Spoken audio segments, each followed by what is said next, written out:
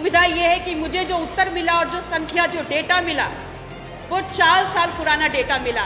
English as a subject, English को एक subject के रूप में हमारे हर एक विद्यालय में, प्रदेश भर में जितने भी हमारे परिषदीय विद्यालय हैं, कक्षा 1 से लेकर के आज तक इंग्लिश सब्जेक्ट को हर एक विद्यालय में पढ़ाया जा रहा है। अंग्रेजी शिक्षा का माध्यम कॉन्वर्सेशन, वार्तालाप का बहुत अहम बिंदु बन चुका है।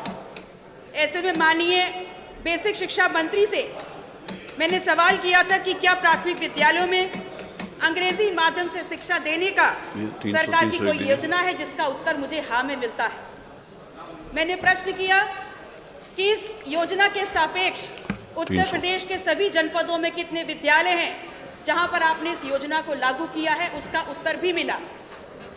लेकिन मेरी दुविधा यह है कि मुझे जो उत्तर मिला और जो संख्या, जो डेटा मिला, वो 4 साल पुराना डेटा मिला।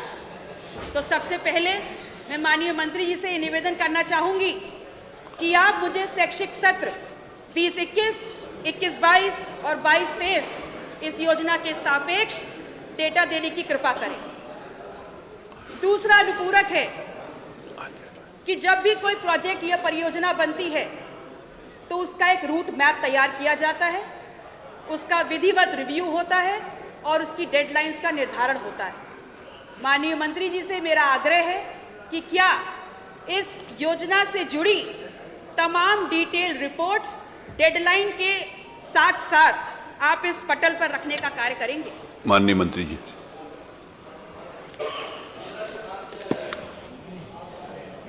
माननीय अध्यक्ष महोदय, अभी एक लाइन पिछले प्रश्न में रह गई थी। माननीय सदस्य उसके बारे में, छात्रों की संख्या के बारे में बात कर रहे थे, तो मैं इस पर जानकारी देना चाहता हूं कि छात्रों की संख्या, अगर 2017 से पहले की सरकार जो भी रही, उनमें छात्रों की संख्या को देखें, जहां लगातार छात्रों की संख्या में गिरावट आ रही थी, और अगर 2017 से लेकर के आज की छात्रों की संख्या देखें, जहां परिषदीय विद्यालयों के ऊपर से अभिभावकों का पूरी तरह से विश्वास उठ गया था, आज उस विश्वास को दोबारा से कायम करते हुए जो छात्रों की संख्या 1,40,00,000 तक पहुंच गई थी और लगातार गिरती जा रही थी, आज 1,91,00,000 पे छात्रों की संख्या को लेकर के आने का काम हमारी सरकार के द्वारा किया गया है।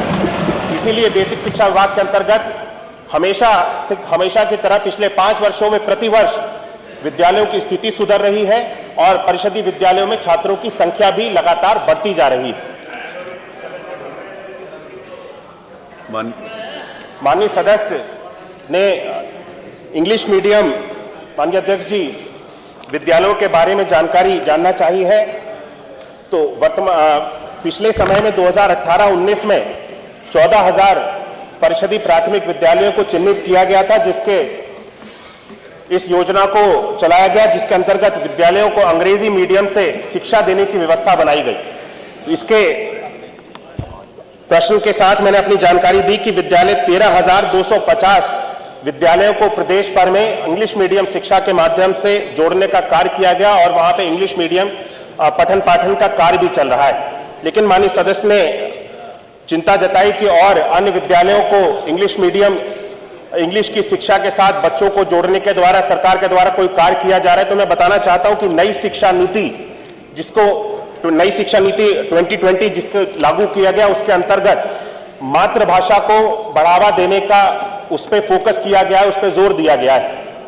English as a subject, English को एक सब्जेक्ट के रूप में हमारे हर एक विद्यालय में, प्रदेश भर में जितने भी हमारे परिषदीय विद्यालय हैं, कक्षा 1 से लेकर के आज तक इंग्लिश सब्जेक्ट को हर एक विद्यालय में पढ़ाया जा रहा है। लेकिन जो मीडियम है, जो पठन पाठन का काम है, क्योंकि मातृभाषा को हमको अपना उस पर जोर देना है, फोकस करना है, इसलिए मातृभाषा को वहां पे बढ़ावा दिया जा रहा है, जो कि हमारी हिंदी है। लेकिन इंग्लिश एज अ सब्जेक्ट हर एक विद्यालय में पढ़ाया जा रहा है।